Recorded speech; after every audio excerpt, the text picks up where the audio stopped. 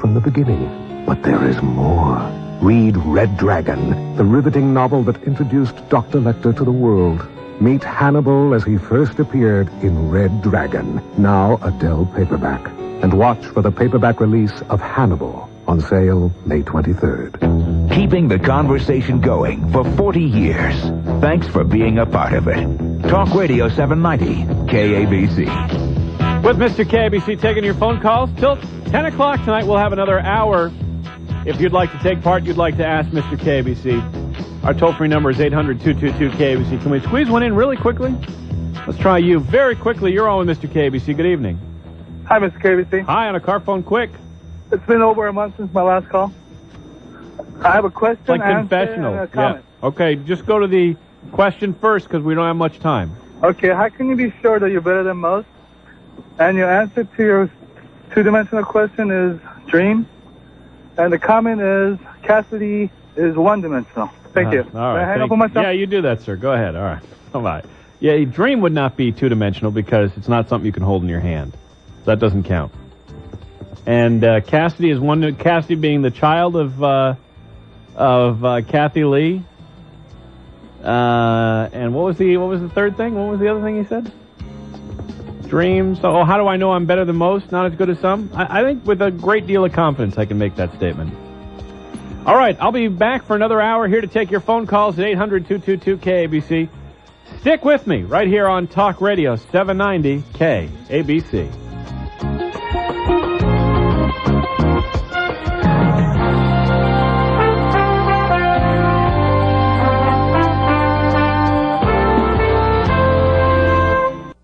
J. Marcy 790 KABC. I listen 5 nights a week, Monday through Friday. Come on, little radio dialed in to 790. You know it's not enough. You know it's not enough for you and me.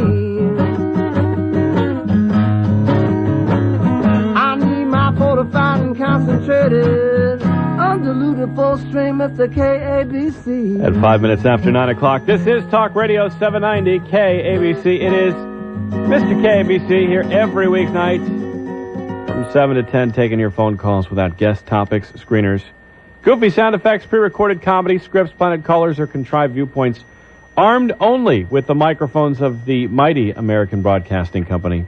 Here to protect and serve. If you'd like to take part, you'd like to ask Mr. KABC, your toll-free number to dial is 1-800-ABC KABC, which translates to 1-800-222-5222. We'll go to the phone lines. We'll start taking your calls, and we'll begin here with you. Hi, welcome. You're on with Mr. KABC. Good evening.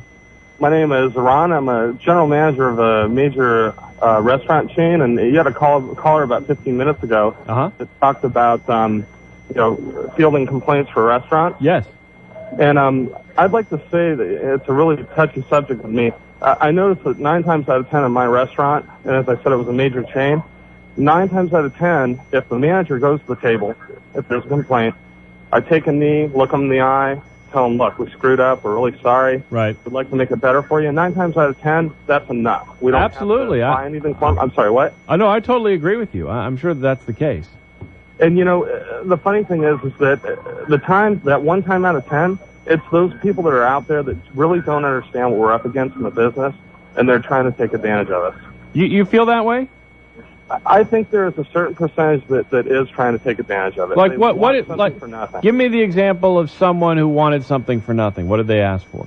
Well, they would everything would be fine, and at the end of the experience, when the check came, they would complain to the server, and then I would go to the table and I'd speak to them for a few minutes, and they would bring up unreasonable things. And for example, my food wasn't hot enough, or the service wasn't good enough, and I would say, okay, well, I've been around, I've been here, why didn't you say something earlier? Mm-hmm. Well, the service is just bad. Mm-hmm. We have a policy where we typically add a gratuity for parties of 10 or more. Mm-hmm. And I had a situation the other day where everything was great, everything was perfect, and then we saw the gratuity on there, they complained. Mm-hmm. And and all of a sudden the service was bad. And I said, look, it's, you're not bound by law to pay that 15%, but I'd be happy to take it off the bill for you. Mm-hmm. But they, and I had been to that table several times, and they wouldn't really bring up any sort of complaints until they actually saw the bill. Mm-hmm.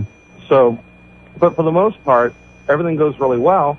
And, sooner or later, if they want something for nothing, they'll get it. Because the theory out there is the customer is always right, and they are. But then again, if we know that we're confident that the service was good, we take care of them. Well, let me ask you a question. I walked out after, you agree that an hour and a half before you get your salads is a little unreasonable, right? Oh, that's awful. Yeah, and what do you think should have been, when we walked out and I said, can I speak to the manager? And the manager came up to me and, said, is there a problem? And I said, well, we're leaving because of, how inattentive the waitstaff was. And I've been to this restaurant many times. This is the first time it was like this.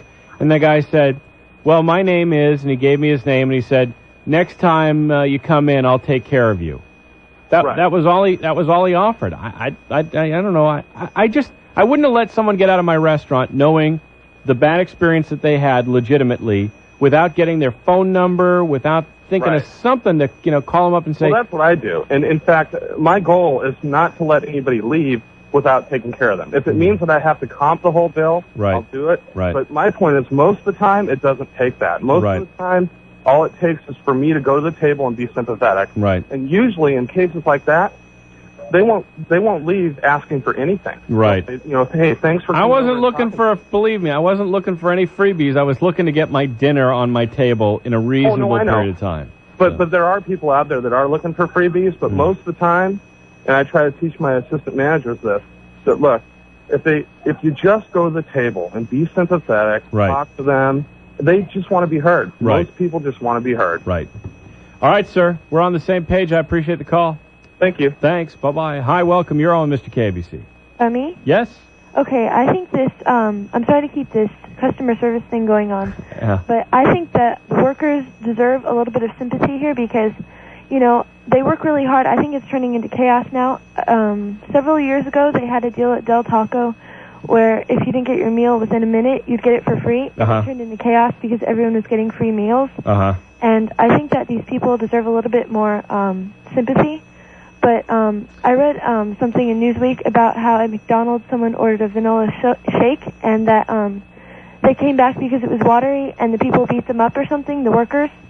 And I think it's turning into chaos because the people are not getting paid enough. They're working really hard, and I don't think they're getting, the amount of respect they deserve. Well, look, you get kind of the lowest. You get a lot of people who are in the entry-level jobs at McDonald's. It's the place where everyone knows they can go when they can't get a job anywhere else. Well, I think all customer service is turning really bad because even to call you guys, I had to find out your number before, and I called on 411. And the people these days, if they don't have the right number, they'll give you a bogus number, it seems, because I call 411 a lot.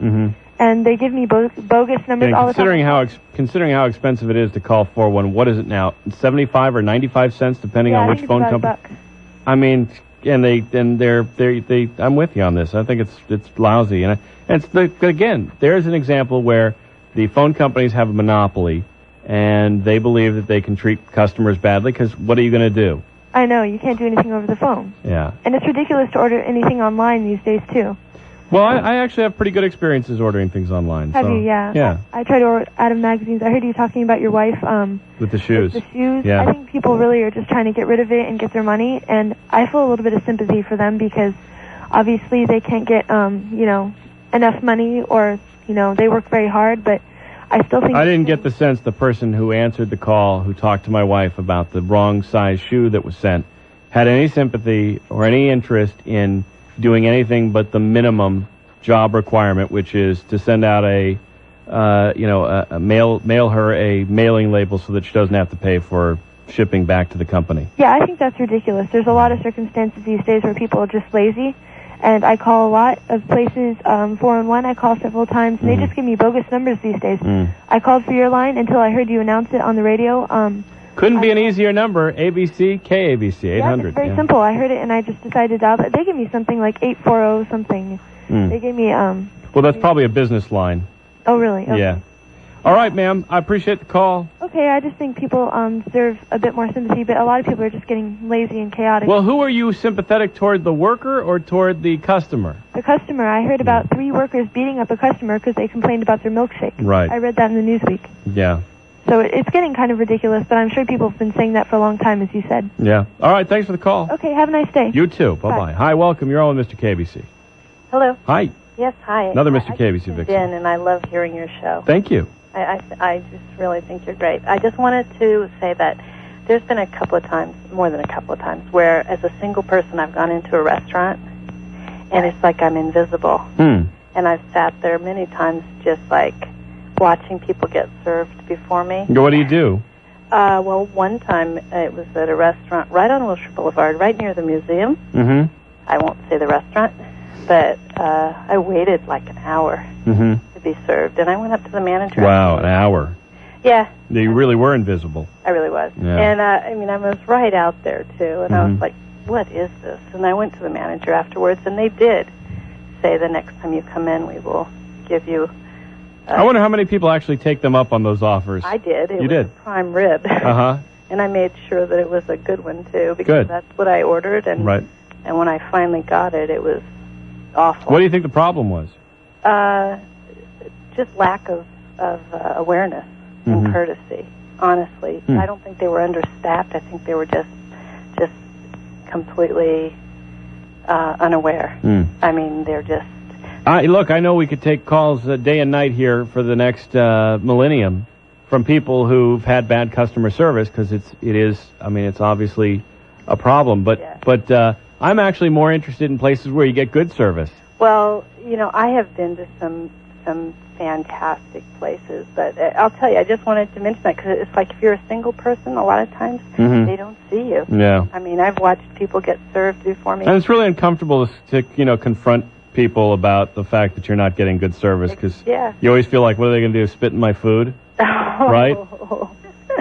Yeah. Which I think does happen. So. Yeah. I just think as a single person, I'd like to hear from some of the single people and see what their experience has been. Well, I'll give them your phone number. All right, thanks for the call. Have a good evening. Appreciate it. Bye-bye. 9:15, it's Talk Radio 790 KABC. It's Mr. KABC back for more of your phone calls. Right after we check the latest traffic, Jonathan Chance standing by with dependable traffic report on the quarter hour. Willowbrook 105 eastbound before Wilmington. Look out for a disabled vehicle in the left lane. On the 110 in Gardena northbound before Redondo Beach Boulevard. Disabled vehicle in the carpool lane. Norwalk 605 northbound Rosecrans Avenue off-ramp. An accident. And in Cerritos southbound 605 at the 91 accident in the center divider.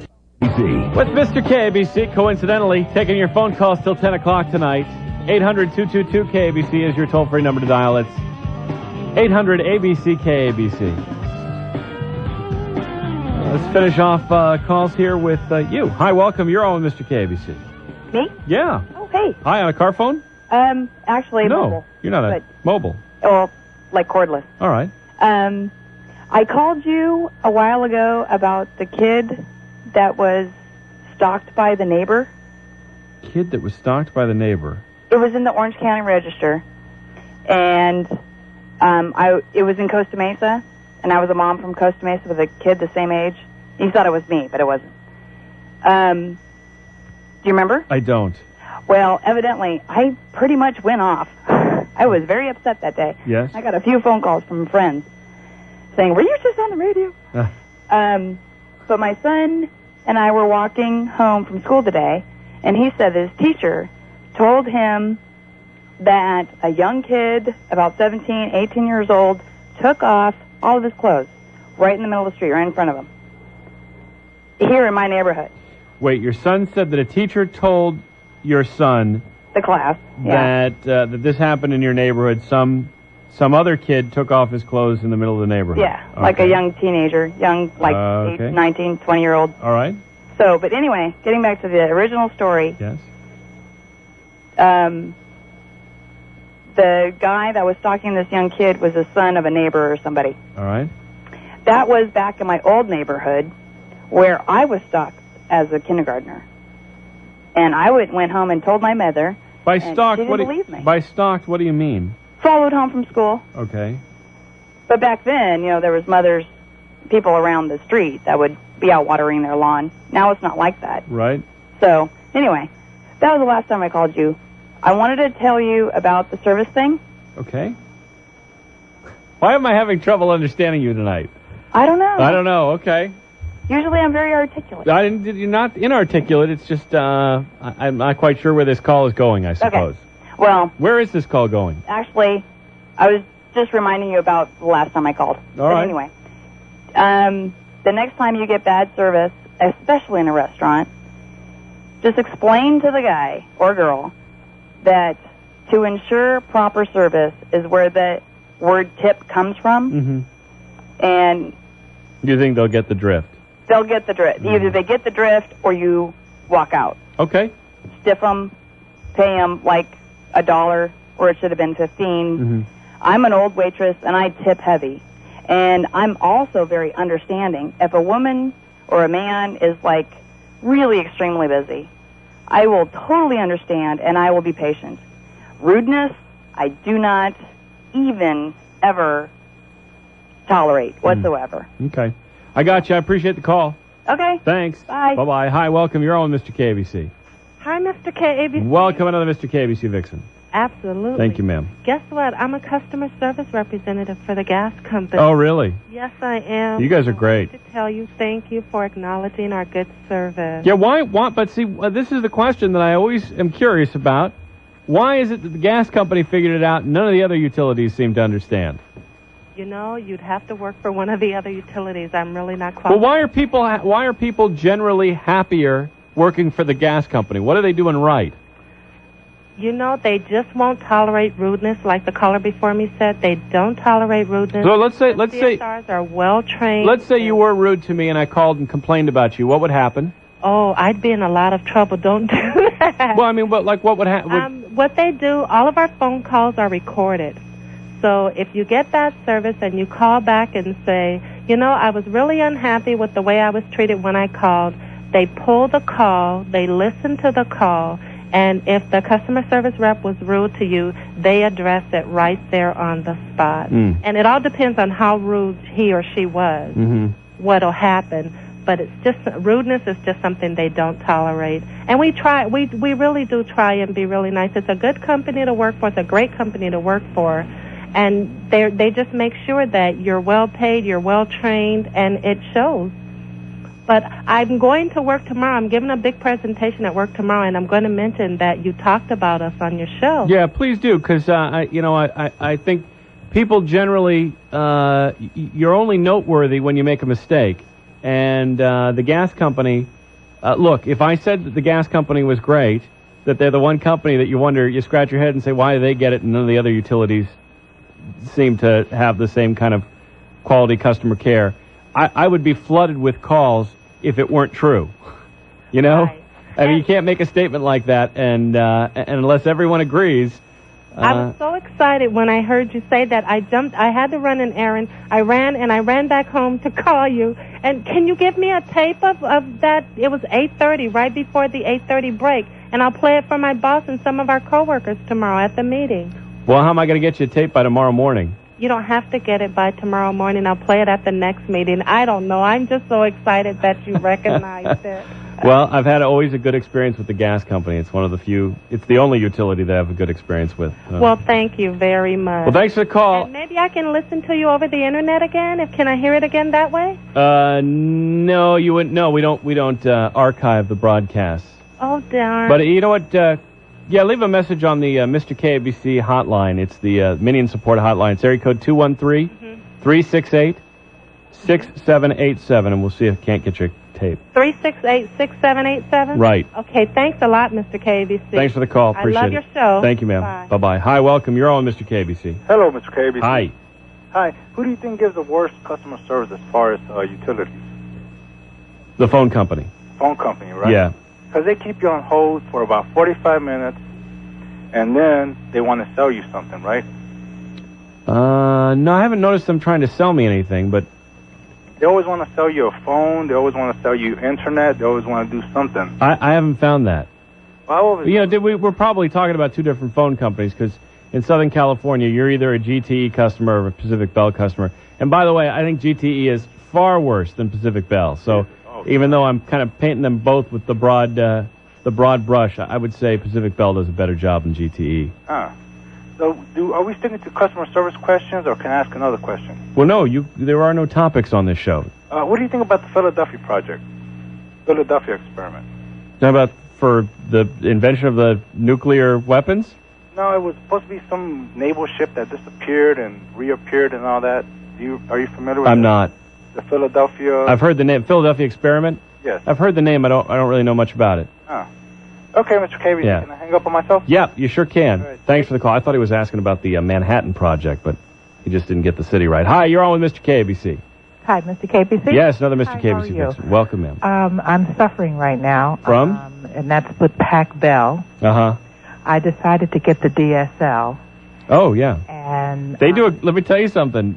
Pacific Bell does a really good job of DSL. okay, I understand that because I heard your show the other night. So Yeah. I rushed home and I said, now I'm going to get DSL. Oh, okay. I signed up for DSL. You're in the ordering phase. And Yeah. yes, I'm at the ordering. Yeah, I know that and there's... I live in the Los Feliz area. I know and there's what they did was- there's about a 3-week wait now. A 3-week wait.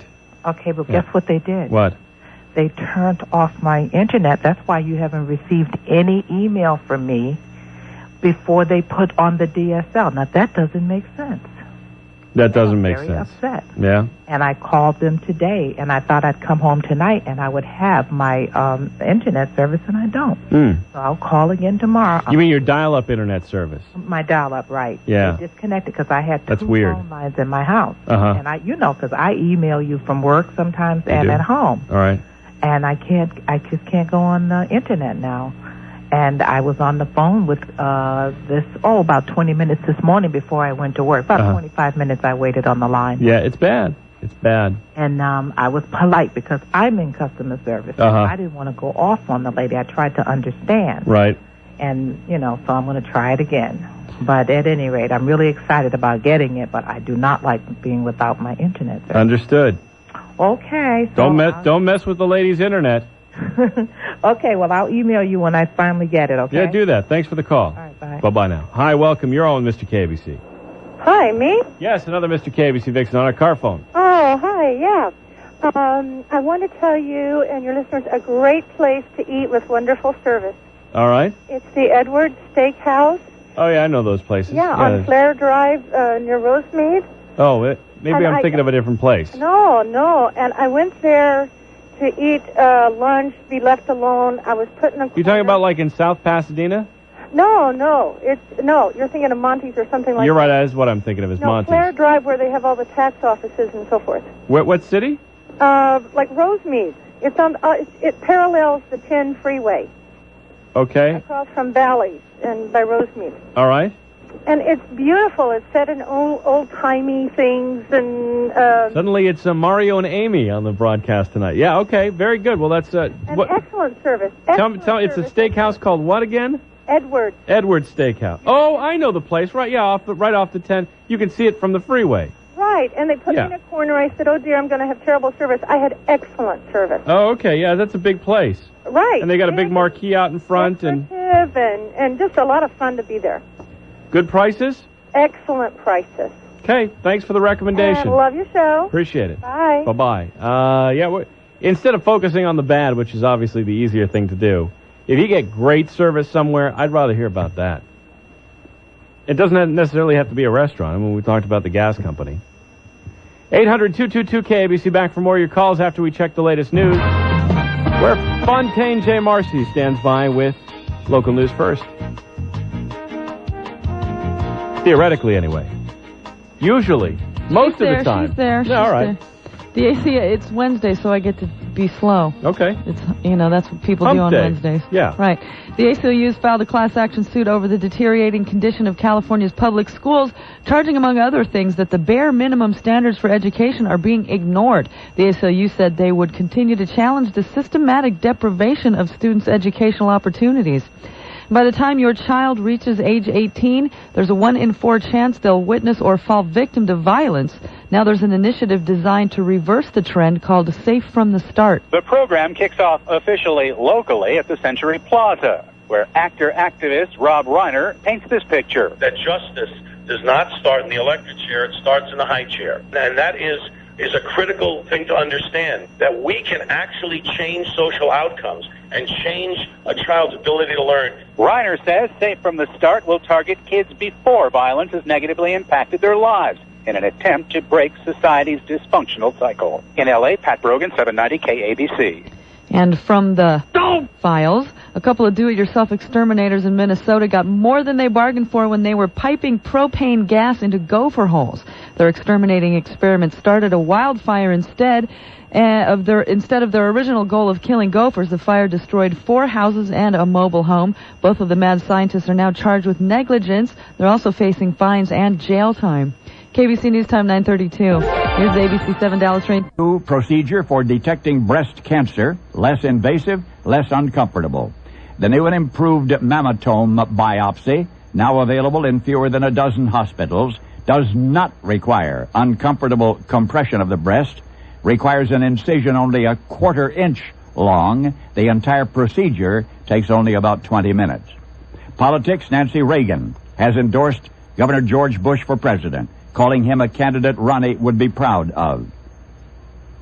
Whatever it means, General Colin Powell will meet again next week with Governor Bush in Austin. Our intervention in Kosovo, conspicuously timed to divert public attention from Monica, was a mistake. The House half of Congress has voted to erase that mistake and bring our troops home within 1 year, and the Senate should so vote today. Michigan's Governor Engler says the number is now record high. The number of Michigan citizens who have traded a welfare check for a paycheck. Michigan's welfare caseload is the least in 30 years. And his family independence summer project does not start until next month. That should make even unemployables employable. Oklahoma oil producers say that they could be drilling more new wells right now, producing more oil right now, but they can't find enough manpower.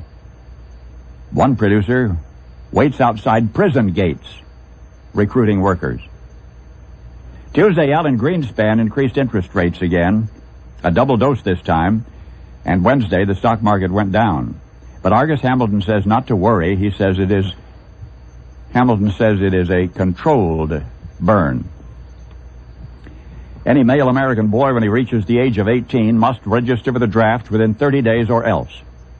And this includes immigrants and non-citizens. Register for the draft or else risk 5 years jail time, substantial fines, and you will automatically be ineligible for student loans or for government jobs.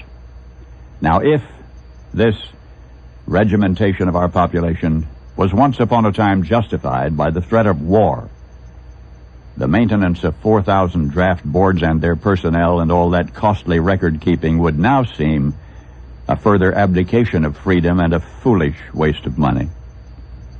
Clint Eastwood's in Washington, D.C. today, telling a congressional committee that their concern for people with disabilities is encouraging frivolous lawsuits.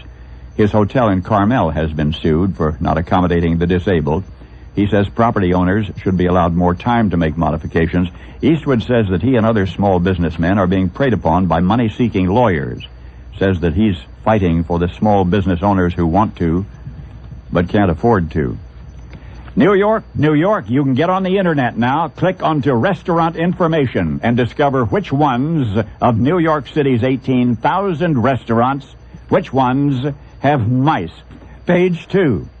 What is all this nutrition talk about free radicals? Free radicals coating your insides are like rust. Antioxidants in your diet are like a coat of paint on your insides, preventing that rust. And that is why nutritionists tell you to eat 5 servings of fruit and vegetables every day to get enough of these protective antioxidants. Well, I've seen the newest studies relating to heart health, and I'd like to get you to include as one of those fruits Welch's purple grape juice. We also know that antioxidants may reduce the risk of some cancers, as well as heart disease. And hear this carefully now, the newest study, and this is by the United States Department of Agriculture, affirms that Welch's purple grape juice has more than 3 times the antioxidant power of other fruit juices. There's also evidence that Welch's purple grape juice may improve flexibility of arteries and slow the oxidation of bad cholesterol. So remember now, 3 times more antioxidant power than other popular fruit juices. Welch's Purple Grape Juice, and it's delicious. NASA will try again to launch the shuttle Atlantis to deliver the orbiting space station some fresh batteries. Last year, John Glenn left the turn lights on.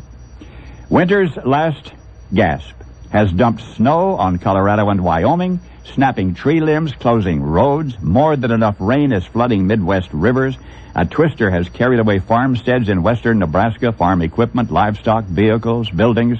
In Kasota, Minnesota, hail has drifted into dunes of ice.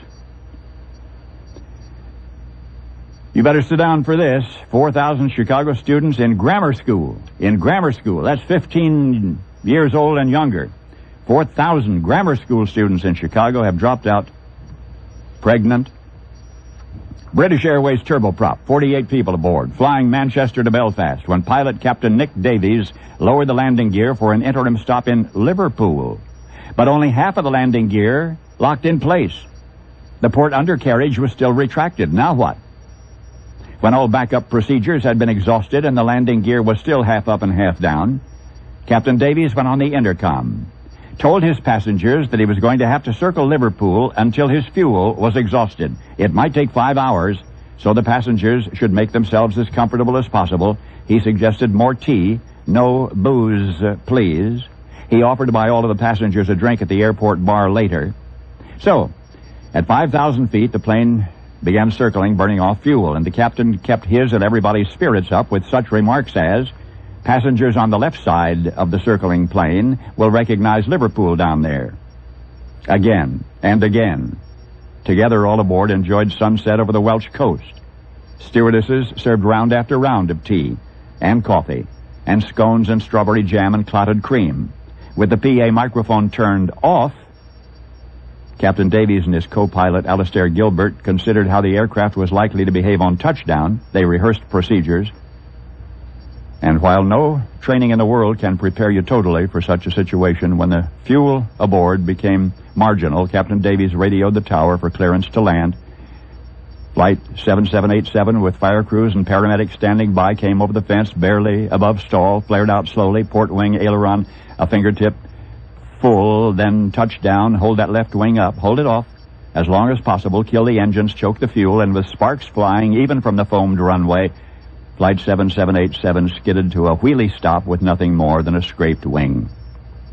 The passengers kissed the stewardesses. The pilot phoned his wife, and on the intercom to his passengers, the skipper said, "Now, we all have a date at the bar." Page 3. Hey, it's me, the Mercury Insurance guy, and I'm talking with one of our outstanding Mercury brokers, Vince Biles, and he's been telling me about a common misperception. In Terminals A and E, 2 nail port salons. That idea will spread. Marla Maples, who was Mrs. Donald Trump for a while, will auction the engagement ring he gave her. Will auction the ring. Trump calls the sale tacky. Shop talk with no strings attached. In Sync is at the top of the charts for an 8th straight week. Singer Courtney Love says the record companies are pirates. She says record companies may make millions on a single album, and yet the singer who made the album would end up with more money working as a clerk for 7-Eleven. Rock music's Mick Jagger's mother has died in London. Eva Jagger was 87. Drug bust by Canadian Mounties. At Pearson International Airport, they've intercepted the hallucinogenic drug ecstasy in quantity. Pills worth $4.3 million. They caught 5 couriers. In the spotlight, Ricky Henderson, he was out of work for 4 days. Released by the Mets last Saturday, hired by Seattle last night. And here is a strange. Bellevue, Washington, early this week, John Sweeney's small car collided with a pickup. His car was totaled, but John walked away from it with nothing more than a scratched hand. He went on to his job at Microsoft, returned to work. 3 days later, he collapsed and died of a ruptured spleen. 46. No alcohol involved, no crime suspected. The Travel Industry Association of America has called the poll, "Where will most Americans vacation this year?" And the answer is Florida. More than a third will visit Florida within the next 3 months, 3% more than last year. There will be no more Mr. Nice Guy in the skies over Japan. Japan, starting right now, will have zero tolerance for misbehavior aboard commercial airliners. Zero tolerance. Any passenger who gets out of line will be restrained by the crew. They'll use adhesive tape or whatever it takes to control troublemakers. The incidence of drunkenness aboard airlines has doubled recently. Incidents of sexual harassment have more than doubled. So, starting now, anybody who threatens anybody aboard an airliner will wish that he hadn't. And anybody who refuses to obey the orders of a crew member will wish that he had. The trouble with communism is it doesn't work. North Koreans are hungry. To try to generate electric power, they're burning rice husks and corn stalks and tree stumps, and they blame us, saying that we should have supplied them with nuclear reactors. North and South Korea are scheduled for a summit meeting in mid-June. Both sides have agreed to the agenda. First time North Korea has appeared to bend in almost 50 years. Now, page 4. Yesterday, I purchased the Bose acoustic wave. I'm quoting now. Yesterday, I purchased the Bose acoustic wave music system, something I have wanted to do for 3 years but could never quite justify the cost. Driving home, I started to get doubts as to the wisdom of the purchase. At home, I put in the demo CD so that my mom and dad could hear what this system could do. Let me tell you, Mr. Harvey, we were all impressed, especially when Molly, our collie dog, who is never fooled by voice or sounds from TV or radio, jumped up wide-eyed and started looking for the strangers in our house. Well, the strangers were all in the box, in my wonderful new sound system. Why did I wait so long to make this purchase? A real bargain. Just ask Molly, signed John Bunting, Bridgeton, New Jersey. Now you. If you're thinking of a gift for someone you love very much, maybe Father's Day, you can order a Bose acoustic wave right now and it'll be delivered in time. James Mayu of Finksburg, Maryland, got a Bose last Christmas from his wife Pat. Says it was the best Christmas present he's ever received since his first grandchild. Order with a phone call to 1-800-282-BOSE. And remember, if you're ever disappointed in any way, I'll buy it back. So let's order today. 1-800-282-BOSE. You know, there's an overhead sprinkler system in most department stores. Up against the ceiling, each sprinkler is sheltered with a little glass cover. If heat cracks that glass, it releases all of the sprinklers in the store. In Pottstown, Pennsylvania, a schoolboy, aiming at nothing in particular, tossed a dime. He tossed a dime into the air. Against 1,000,000-to-1 odds, that dime hit one of those glass sprinkler covers and broke it, releasing 300,000 gallons of water, damaging merchandise worth $140,000, not counting the floors and the carpets that'll have to be replaced. For what it's worth, Bernie Evans, Johnston, Iowa, has a high-tech treadmill for exercise. He has a treadmill because he wants to be able to tell his grandchildren who ride a bus to school, he wants to be able to tell them that Grandpa walks 12 miles every day. And both ways, uphill. Paul Harvey. Good day. Audio. Question number 1. The Hollywood sign was first erected in 1923, and it read Hollywoodland. What was it created for? Here's question number 2. What is the biggest charity in America? And this is the third quiz question, the song you're hearing right now. It is the worst song ever. Who sings it, and what year was it released? The answers to these 3 questions and more of your phone calls. It is such a bad song. I can't believe someone actually made it. And that it was a hit is even more unbelievable. The answers to these 3 questions and more of your phone calls are coming up at 800-222-KABC, 1-800-222-5222, right after we check the latest news. With local news first, here's Fontaine J. Marcy. Too many murders and not enough arrests. That's... Hello. Hi, you ready for the quiz? Sure, I don't know any of them. You didn't hear me announce them a minute ago? Well, I did, but I don't know the answer. I called to be your official gambling resource. All right, well, hang on the line here. We'll come back to you then. How about you? You ready for the quiz? Well, I guess I know one of them. All right, well, let's start with the first question, which is the Hollywood sign. First erected in 1923, it read Hollywoodland. What was it created for? Well, I guess they just put it to show that the Hollywood border starting. No. No? No. Hang on the line here. I'll come back to you. All right. You have a question for me, right? Yes. Okay. How about you? Do you know the answer? How you doing, Mr. KBC? Hi, good. Yeah, Hollywood. That's not what I call it, but yeah, Hollywood Land was first put out there as a advertisement for a real estate. That's right. It was a real estate ad. It stands 50 feet tall, stretches 450 feet across, weighs 450,000 pounds. All right, question number 2. What is the biggest charity in America? I'm gonna guess because I just got a thing for that at my work. I'm gonna say the United Way.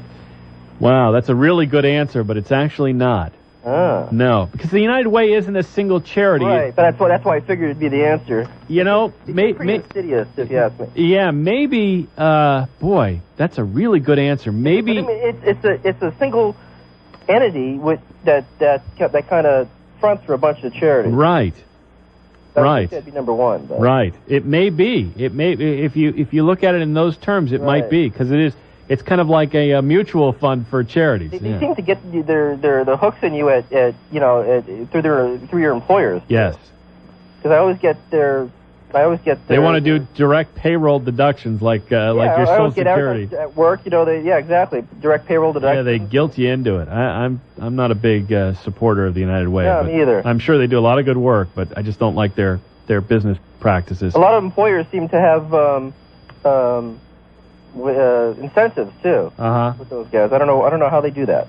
I'm not sure either. Can I ask a question? Well, no, we got to answer the quiz question what first. Would be, can I guess? Take another guess? Sure. I'd say maybe. No, see, I was gonna think like March of Dimes, but okay, I'd say March of Dimes. Yeah, it's not even in the top 3. Yeah. American Heart Association. Nope. Hang on the line here, okay? I'll come back to you. Thanks. Let's see. Who haven't I tried? How about, have I talked to you already? No. Oh, okay. What's the biggest charity in America? I'd say the American Cancer Society. No. No? Nope. Oh, okay. Thanks. Hang on. Hang up on myself? Yeah, okay, sure. Thanks. Thanks, bye-bye. How about you? Do you know the answer? Salvation Army. Salvation Army is number 1. You know what number 2 is? The Daughters of the Salvation Army. No. All right. The number 2 would be, I don't know, who else does that? The YMCA is number 2. Well, the YWCA is number 3 then. No, number 3 is Fidelity's Charitable Gift Fund. You know Fidelity, the investment company, the investment house? Yeah, I'm a customer of the fine organization. Yeah, they have a charitable gift fund that I guess became, just because of all the run-up in the stock market, it became the 3rd biggest charity in America after the YMCA and the Salvation Army. All right, here's question number 3. Yeah, all right. It's an audio quiz. It's the worst song ever. Oh, yeah, that's right. Yeah. Who is this? What year was it? And why did they sing it?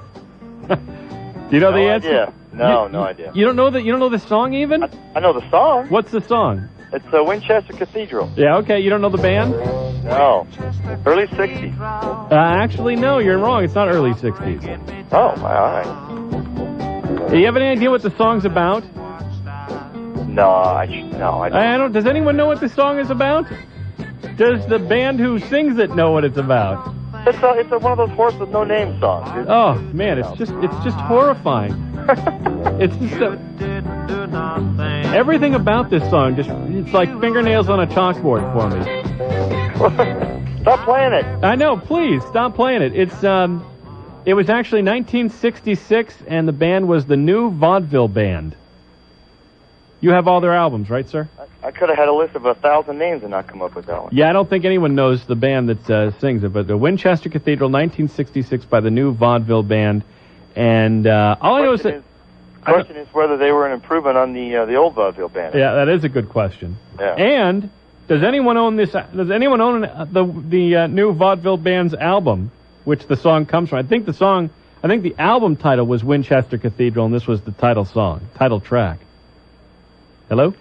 Well, you got to say I've never heard a dance mix, so maybe it hasn't infiltrated the. Yeah, I don't think in 1966 they were doing dance mixes of pop. But how did that get to be a pop song? I didn't have anything to do with it. I mean, can you see Dick Clark playing it on American Bandstand and people dancing to it?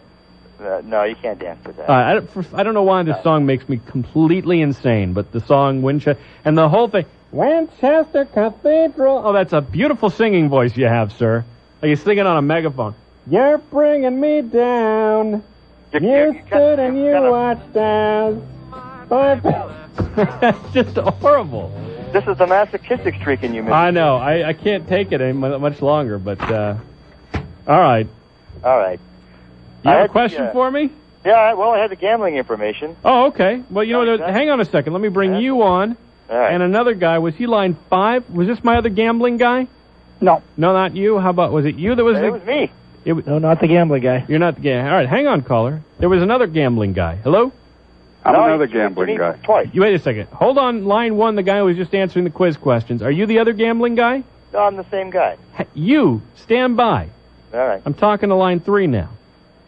Hello? Yeah. Hello.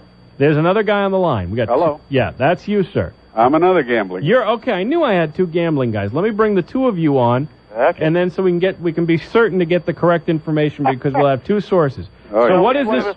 Which one will be the official Mr. KBC gambling resource? Well, assuming you guys don't disagree, you'll both be the official gambling resource.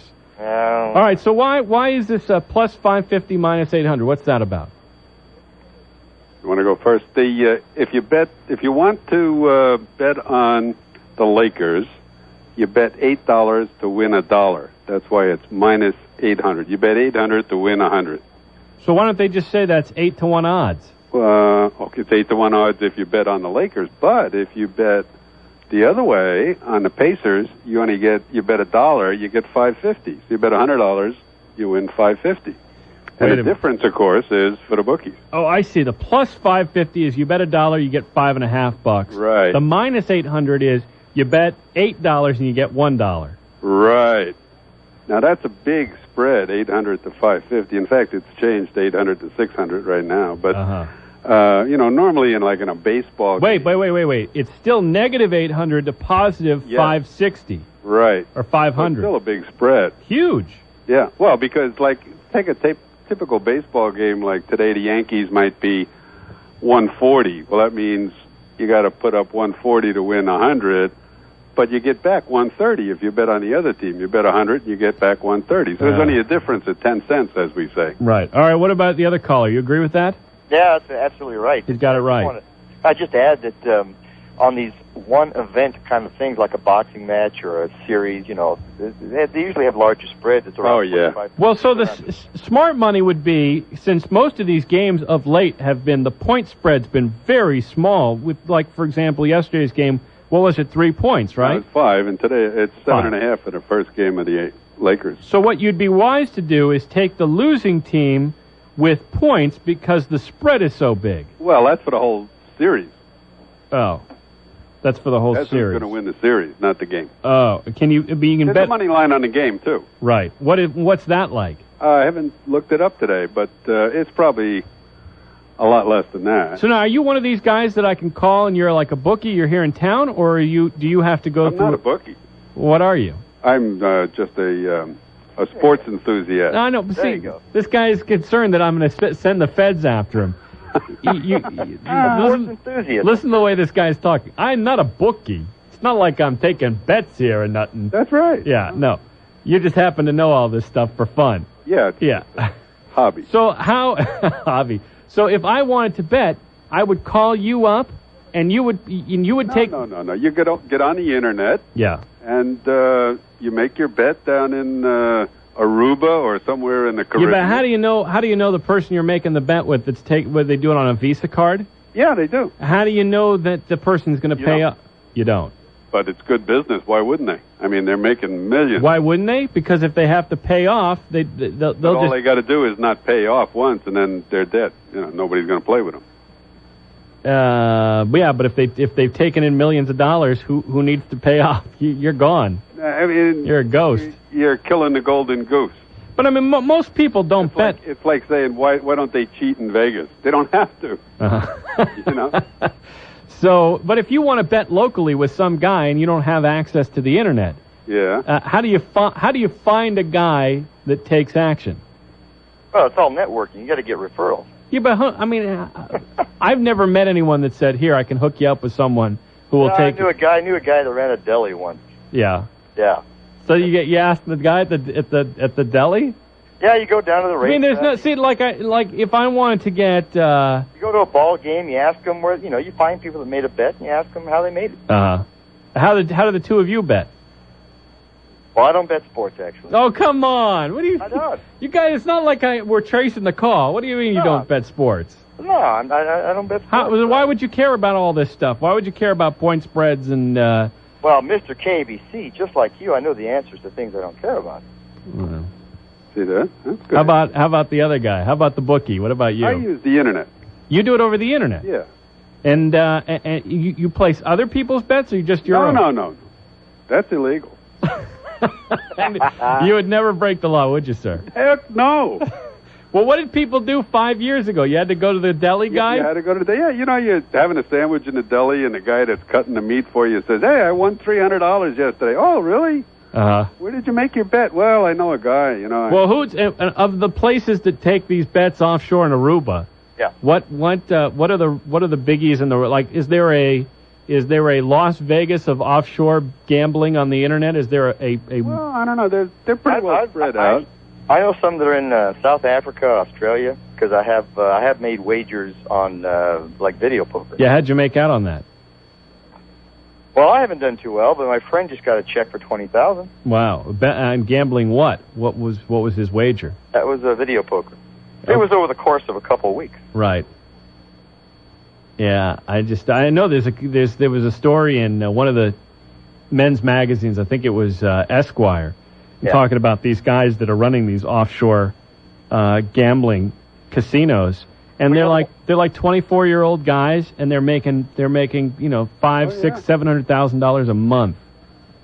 Actually, the one in Australia is licensed by the government down there. They don't really care that it's illegal here, I guess. Well, that's why the United States is missing a bet there. If they legalized gambling, they could probably cut taxes in half.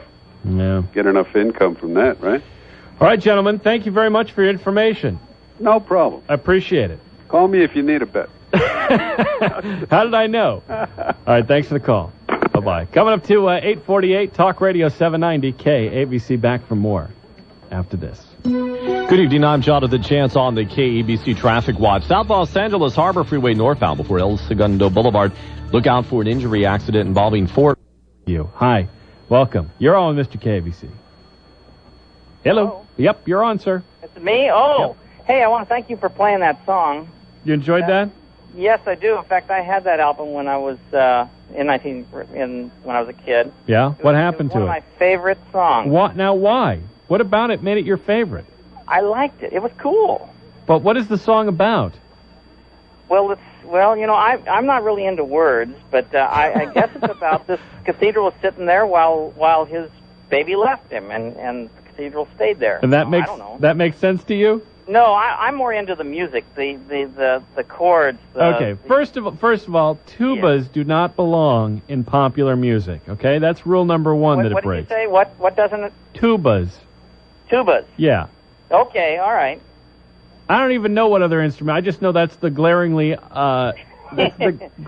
obvious wrong instrument for a pop music song. Well, it was just a little niche thing that it was doing there, and they just had their little niche in that era, and they were just kind of doing Rudy Valley. How did the rest of the album sound? Well, it was very similar. Was it the same thing as a guy like talking on a megaphone? That was the whole. There were other songs like that. Yes.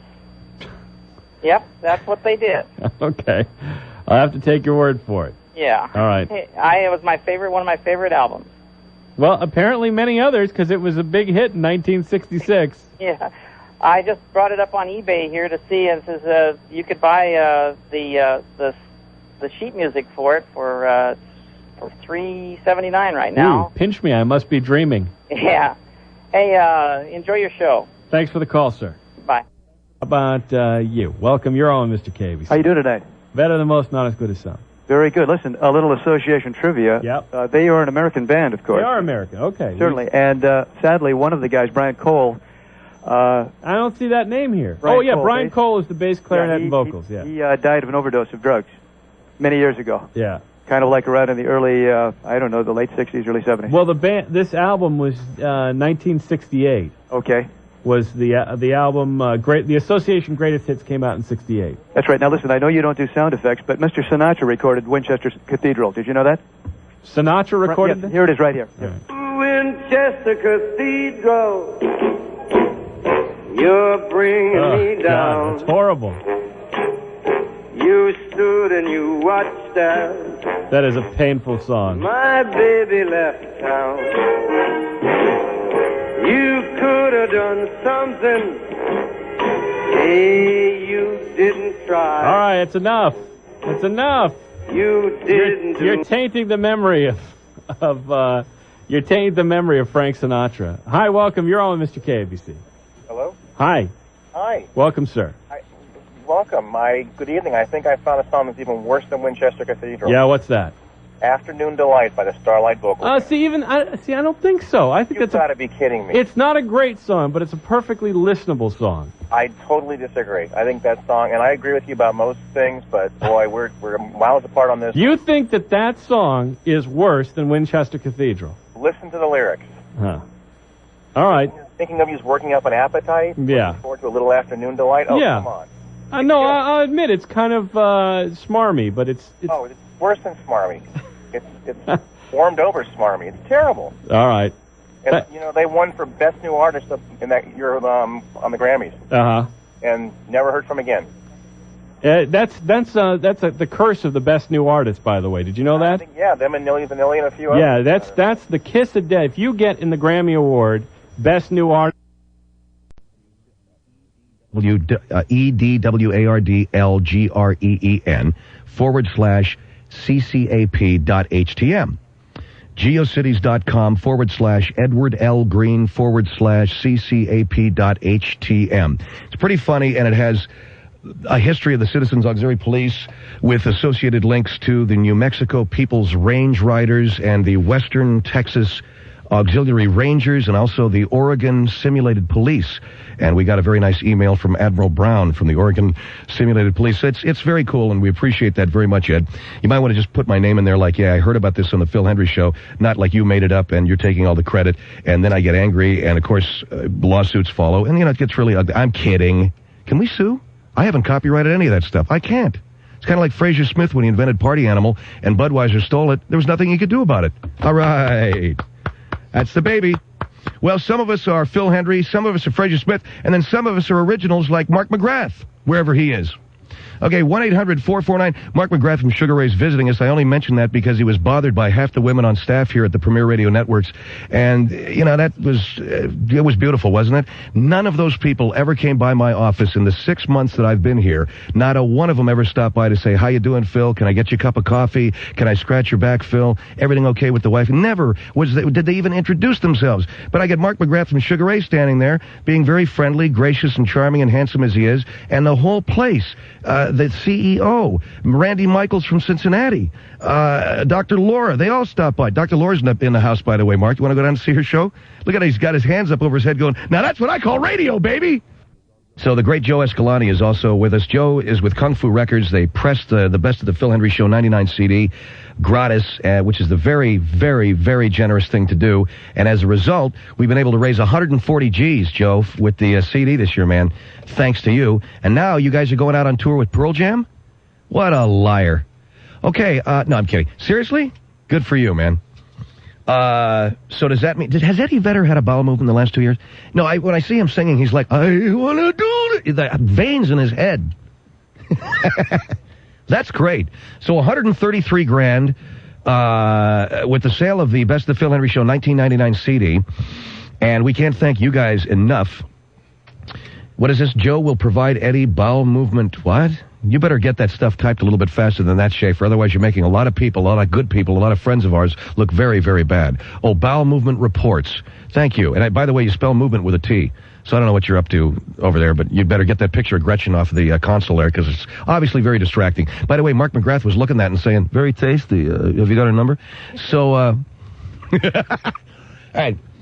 So 133 G's, that is That's nice, and we thank you very, very much. Our website, philhenryshow.com. Also, some great fan sites, Bill Kiesling's Shuck and Jive. We mentioned at the beginning of the show, we mentioned that tremendous Citizens Auxiliary Police website that Edward Green has put together. There's that Steve Bozell Lawsuits website. And if there are any others, let us know about it, okay? So we got here the Lillian Vernon. I can't believe that 4th of July is like a month away. It's one of my favorite holidays.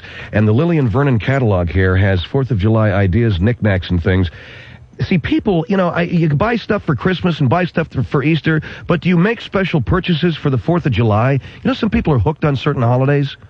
You ever heard people say this? I love Christmas. I do Christmas. We do Christmas up. You know? We really do it up. We have a party. We do the whole floral thing. Some people do Easter. Some people do 4th of July.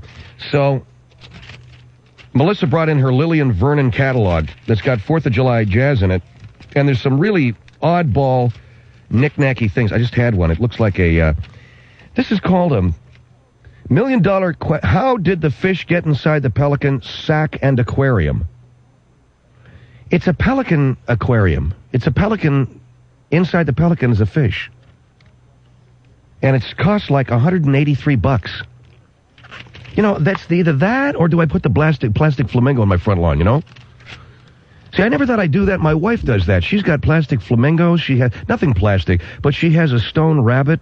We've got a Francis of Assisi. We have little gnomes and stuff out in our yard. Stuff that I never thought. And late at night, you know, on a Friday or Saturday night, everybody's in bed, and I stagger out because you don't want to wake anybody up by flushing the toilet in the house, so you stagger into the backyard. You know what I'm talking about. You find a tree, and you go ahead, and you just, because you don't want to wake anybody up. And, she has that black stone bellboy, too. That's outside. And so I relieved myself, pardon me for, you know, being indelicate, but I did one night after a few beers, right all over the Francis of Assisi statue. I didn't even see the thing in the middle of the night. Just there it is. And she never knew.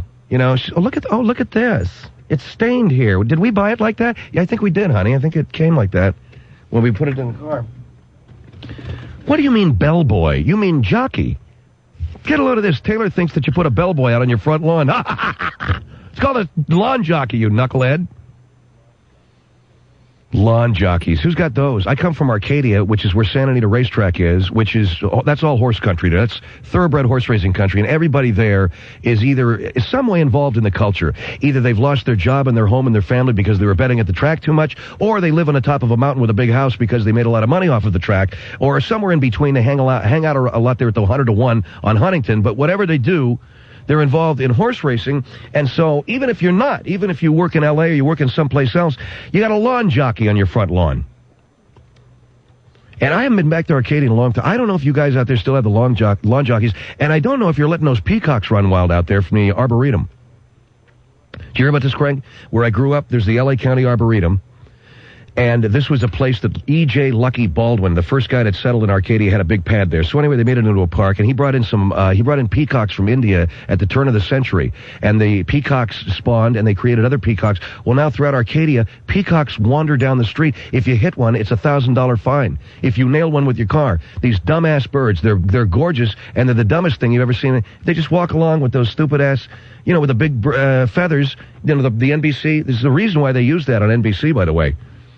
And there's a reason why NBC, well, actually doing pretty good, aren't they? Although they did lose NFL. So anyway, the peacocks are out there, and they're wandering around, and you want to nail one day. You're coming home late from work. It's been a tough day. Maybe you've had a few cocktails. It's either that or you run over that lawn jockey, and you take out a peacock. Next thing you know, you got a cop at your front door, $1,000 fine. And they're so stupid, they get up on the roof of your house and go down in your chimney. Now, what's your instinct if you got a peacock in your chimney? You got it. Let's get a roaring fire going, honey. But they won't let you do that. $1,000 fine. We're going to have to do a live remote broadcast from Arcadia one of these days. We'll go to all my old haunts. Santa Anita Racetrack. We'll hang out at the Arboretum. We'll go down to the old Hinshaw's used to be. We'll ride our skateboards down Baldwin Avenue like I used to. We'll go over to the old school, Holy Angels, go to Arcadia High, see what's doing there. Maybe going out to San Marino, see if they still have the teenage pregnancy record out there or not. They used to. San Marino High School, rich, had the world's record for teenage pregnancies, like in the late 60s. Not Baldwin Hills, nothing in Watts, not East L.A., San Marino. Where'd you go to school, Mike? Notre Dame? Recently surpassed by Notre Dame. I wanted to make that. Yeah, I forgot about that. Okay, thanks. And Mark, Corona del Mar? No, I don't remember them being on the charts, but... And Joe, where'd you go to high school? Los Alamitos? Where the quarter horse track is? It's like I was saying, a whole lot of guys whose whole lives were lost to the ponies. Anyway, it's the Phil Henry Show here, 1-800-449-8686. The district attorney's special prosecution team asked the court to dismiss 2 cases. That story after we look at traffic. Here's Mike Nolan, KFI in the sky. Good afternoon, T-Ray. Crash reported leaving Corona, westbound 91 at Green River. Watch for a crash. Eastbound 91 busy from the 241 out toward Corona. Solid slowing on the 60 freeway. Begins before the 710, continues out toward San Gabriel Boulevard from an earlier crash, and then busy again on the Pomona Freeway as you pass the Sousa on across toward Diamond Bar. Again, we have the hang-up on the southbound side of the Harbor Freeway before El Segundo. 2 right lanes to block. Northbound Harbor Freeway past the 405, the 3 left lanes to block, heavy from the harbor. KFI is the talk station with the most frequent traffic reports. Mike Nolan, KFI in the sky. Thank you, Michael. KFI News time is 5:02. 2 more. The box you're seeing it in is three-dimensional because in our universe we can't perceive anything that isn't three-dimensional. Yeah. But in its own space, in and of itself, the space that's bounded by its dimensions, there are only 2. Okay. There you go. All right, thanks for the call. The opposite would be a tesseract, which is a four-dimensional cube. The only way we can show it in our universe. Oh, on a piece of paper. I know, a cube inside a cube.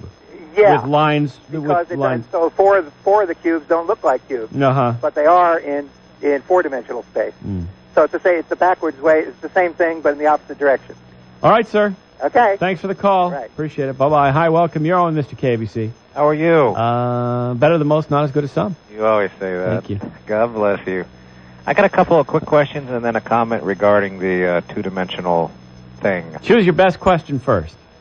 Okay. In your opinion, and I know you're younger than I am, but in your little trek along here in life, does it seem to you that people tend to be nowadays, or as time has moved forward for you, kind of moving into a little more chaos and a little more CYA? Well, you're talking about like in the corporate culture? Is that what you mean? Generally speaking, at the grocery store, headed for the gas station. I'll tell you what I've noticed. My wife was talking about this just today because she ordered some shoes mail order. Right. And they shipped, my wife ordered, a size 7, and they shipped a size 5. Right. And she called up, and she ordered 2 pairs. And one was, in fact, the size 7, and the other was a size... It was 2 pairs of shoes, and one was a pair of 5s. So she called up and she said, you guys made a mistake. You shipped out the wrong pair. And the woman said, well, we don't have any more of the 7s. We only have the 5s. Right. So my wife said, well, I didn't order the 5s. You need to pay to come pick it up and, have it shipped back to you. I shouldn't have to pay. It's your mistake. And not once did anyone say, I'm sorry that happened. Yeah. It's our mistake. Well, we'll CYA, take care of they're covering themselves and they're not offering any extension of customer service. Well, I've noticed that. No one apologizes anymore. No one says, I'm sorry. Right, they're all CYA, so that they don't have to do anything. They're but I think that that's more of a factor that we don't have as much interpersonal relationships with people because this was, again, a telemarketer, who took an order from a catalog. That's part of the problem. And the other part of the problem is we live in a big city. Well, it's all over though. It's I wonder. Everything. I wonder. I have a feeling that if you go, chaotic. It's just chaos. These people, they're afraid that they're going to make a mistake, so they're too busy. Everybody's busy covering themselves or covering their CYA, and it's because things are more chaotic. Anyways, my comment regarding... here's why I don't buy what you're saying. I hear what you're saying, and I think there's evidence to support what you're saying. I just don't think that if you go to Ohio, I just think people are nicer. I just think people in smaller towns... Iowa, maybe. In Iowa and Ohio and Nebraska... Well, because they're not so chaotic. Well, their lives are filled with the same problems ours are, aren't they? Girls are milking cows in the morning and being chemotherapy nurses I don't all believe day. that. Yes, I don't believe people milk cows anymore. That's all machines now. Well, I'm saying big farmers. Huh? I know many chemotherapy nurses in that area that actually, in the morning, they set up the cow milking machines, get the cows milked, and then they go in and they work in a hospital. But you're right. They're more laid back. They milk cows by day and work in the chemo ward at night? No, in the early morning, they get the cows taken care of. Really? during the day they work as a chemotherapy nurse, and then they go back home at night to the farm and take care of the cows again. They got to get milk twice a day, Mr. KBC. What do I know about milk and cows? Here's my comment regarding the city boy. The guy, yeah, it's okay. Regarding the guy with the idea that there's something that's only two-dimensional that perhaps could be in your hand. Someone said a Mobius strip. What do you think? I don't think so. Mobius strip, you can demonstrate it with that piece of paper, but that is a, I don't know, more of a theoretical, let's call it a theoretical image or an actual, accepted image. All right, what is the two-dimensional object? Time. Time? Time. But I mean, how can you express time other than, how can you hold time in your hand? Well, if you could put time in a bottle, time is the first thing that you'd like to do, time is part of would be to save every day. Yeah, but anything else? Okay, let me put it this way: anything else, if it were considered a thing, would be made of matter. And all matter is three-dimensional in our... Including light, and thus it would be three-dimensional. All right, sir. Light is photons. Thank you. Okay. All right. Bye-bye. Hi, welcome. You're on with Mr. KABC. Yeah, Mr. KBC. Yes, sir. How you doing? Better than most, not as good as some. You asked. On my way home from work, I heard the guy call about the two-dimensional figure. Yes. Actually, the two-dimensional figures are all over this place. They are. Give me an example of one. Follows you around and everything. It happens to be your shadow. Your shadow? Yeah, and you put one hand over the other, you're holding your shadow in your hand. That's a good one. Yeah, that is. 59 years old. We used to do that thing when we were 6 and 7. You did? Huh? You did? Oh, yeah. All right. Well, thanks for the call. That's it. I'm with you on this. I think a shadow is two dimensions. Okay. All right. Have a nice one. You have a great too. show. Thank you, sir. Bye-bye. Hi, welcome. You're on with Mr. KABC. Oh, Mr. KABC. Now, this was a two-dimensional object that you had to be able to physically hold? I don't know if that was the criteria, but, I mean, he sort of implied that that's what it could be, that you could do that with this object. Well, there is another thing that you can... But you could hold your shadow in your hand. I'm doing it now. Yeah, I suppose so. I think the shadow works. When the lights go off. The shadow knows. What? What do you do when the lights go off? Right. Yeah. And if you could save time in the bottle. He didn't catch that, Jim Croce. No, I don't think so. But there is something else that you can see that has two dimensions, and if you walk around the back of it, you can't see it. It's gone. Your mirror image? No. Oh. What? A rainbow. A rainbow. Has two dimensions, no thickness, and only one side. You walk around I'm with you on that. I think that's another good one. Yeah, refraction of light. Sure. All right. Yeah, except the rainbow is created by water molecules, right? Well, we're talking about water dispersed. Well, not as even says with water, not molecules necessarily. Yeah. They're larger than that, but water particles suspended. Water particles. That's what I meant to say. Yes. Yep. So, but those have three dimensions. It is. They do, but the rainbow itself does not. Mm-hmm. All right. That's another good one. It's just an observable phenomenon that has two dimensions. You can't hold a rainbow in your hand. No. Where does your lap go when you stand up? Where does my lap go? I changed the subject slightly. I'm terribly talking confused. About shadows and whatnot. That's another question I've always been wondering. And what happened to all my missing socks? And will I find my trash? What are you, Jerry Seinfeld? All right, sir. Thank you for the call. Bye. All right, bye-bye. Where are my missing socks? 7:45. It's Talk Radio 790 KABC. It's Mr. KABC taking your phone calls. Back for more of your calls right after we check the latest traffic. Another dependable traffic report on the quarter hour with Jonathan Chance. In the San Fernando Valley, a problem working in Studio City for the eastbound Ventura Freeway at Coldwater Canyon. Injury accident involving an overturned vehicle blocking the two left lanes. And we thank you for making it possible. Talk Radio 790 KABC. With Mr. KABC, your phone calls till 10 o'clock tonight without guest topics or a screener. We will continue at 1-800-222-KABC. Hi, you're on with Mr. KABC. Good evening. Me? Yeah. Yeah. Hi. Hi.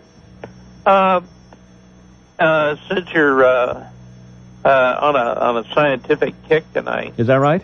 It seemed to be. All right. What is the degrees of Kelvin? Kelvin is also a measure of heat, is it not? No. Is it Kelvin is? What is the Kelvin scale? Do you know the answer? No, I went down that. Well, then how do you know it's not heat? Well, it's you find it on film. This film was balanced for 5,500 degrees of Kelvin. Uh-huh. So what does a Kelvin unit represent? You know, I don't know offhand. I'll have to look it up, or someone will call, so just keep listening. Okay. All right, thanks for the call. Bye-bye. Bye-bye. Hi, welcome. You're on with Mr. KABC. Well, it's your lucky night because I'm here to answer all scientific You are? Oh, good. questions. Okay. Number one, the Mobius strip. When I was in geometry. Hey, wait a second. Let's do the last one first. Kelvin scale. What does that measure? Kelvin is absolute Kelvin. I mean, that's when there's the molecules absolutely do Stop not moving. vibrate. Right. But it's a measure of heat. It's a measure of heat. It's a temperature scale. Yeah, that's what I said. That's what I was saying. At 0 degrees Kelvin, which is impossible to reach. Right. That would be absolute zero? And nothing, like ice cubes is solid, but the molecules are actually vibrating in there. Uh-huh. Absolute zero at Kelvin. But it's minus 212 degrees Fahrenheit is absolute zero, right? I'm not sure the conversion. I believe that's what it is. Minus 212. For some reason that number popped in my head. Anyway, go ahead. Okay. The Mobius strip. The answer. Not the. No, I think we got the answer as the shadow. I think it could be the shadow. It's definitely not time because time is just simply a sine curve, a continuous sine curve, and there's lots of things that are continuous sine curves. All right. We're going with the shadow. And I'm looking forward to your Zachy lady tomorrow. Lily and Zachy coming to hang with Mr. KABC tomorrow night. I just don't care for her commercials. Well, but I think it's going to be a very interesting the show. fact that they're memorable, then they've done their job. The thing is I never realized she was that she was actually the Zachy lady. Yeah. That's going to be incredible. Yeah, she runs the company. I thought, the commercials, they're memorable, they do their job, but, anyway. But I think we've come to the conclusion that the woman who is the mother of the chairman of Alaska Airlines, that's not really the mother of the chairman. Okay, I'll cross that one off my list. Yeah. And Tom Bodette, I don't think he really leaves the light on for you. No. Yeah. All right, sir. Thank you very much. Thanks for the call. Bye-bye. Hi, welcome. You're on, Mr. KABC. Hey, Mr. KABC. Hi, welcome. Yeah, very good evening to you. Thank you. I was thinking of something the other day, more or less, as long as you're on science, this is more or less a chemical question. Mm-hmm. What is as far as the nitroglycerin chemical, is that the same ingredients that's in the nitroglycerin pills that you take for heart problems? Yes, that's why they have to be very carefully stored. Now, so it is the same. It is. It's like, is it explosive? Yes. Wow. Yeah, for heart patients, right. Yeah, because my parents live out in Arizona with the high heat. My dad's got to carry that with him, and I worry about that. But he has to carry it in a special container. Yeah. Right? Yeah. Well, yeah, it's more or less almost like a little pill bottle. Yeah, but it's metal. Yeah. Yeah. That is the same chemical. Same stuff. So in other words, boy, you could literally put an explosive in yourself. Blow up. Well, I think the quantities would be so small that there's no danger of, kaboom. God, that's I've never thought of that. But I mean, you would need to be careful as to its reaction to other things. That's why they store it in a metal container. So that's why that there's a certain amount in that pill. If there's over the amount, there's something like a kaboom or something, I guess. I don't think anyone's ever exploded from using nitroglycerin. They're very tiny little capsules, and they're not even capsules; they're little pills.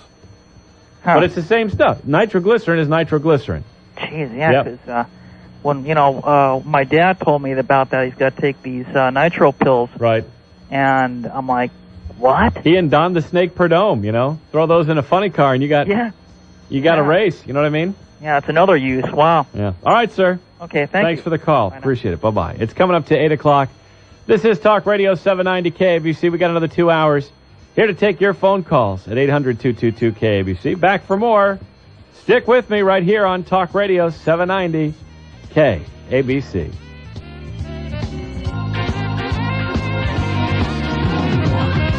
Where Southern California talks. 790 KABC.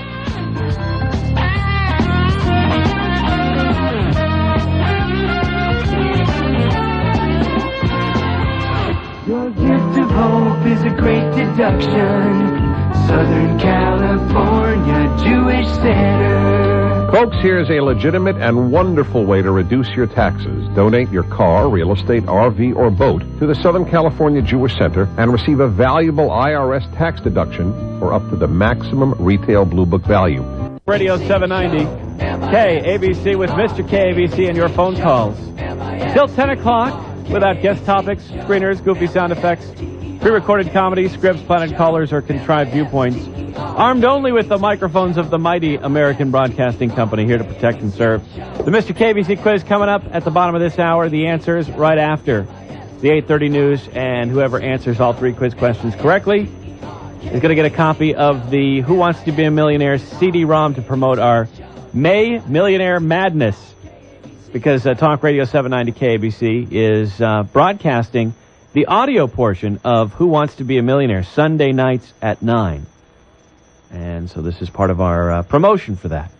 I want you to start listening to it if you're on the road and can't get to a TV, or even if you can get to a TV, it works just as well if you just listen to the questions. As evidenced by this program. And by the way, I was looking up the Kelvin scale. Kelvin scale is a measure of heat, temperature scale, and absolute zero is 0 degrees Kelvin, or minus 273.15 degrees Celsius. So it wasn't negative 212 degrees Fahrenheit. It's 273.15 negative Celsius.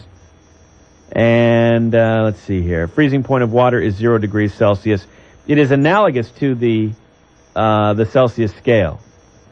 Boiling point of water is 100 degrees Celsius, corresponding to 273.15 degrees Kelvin.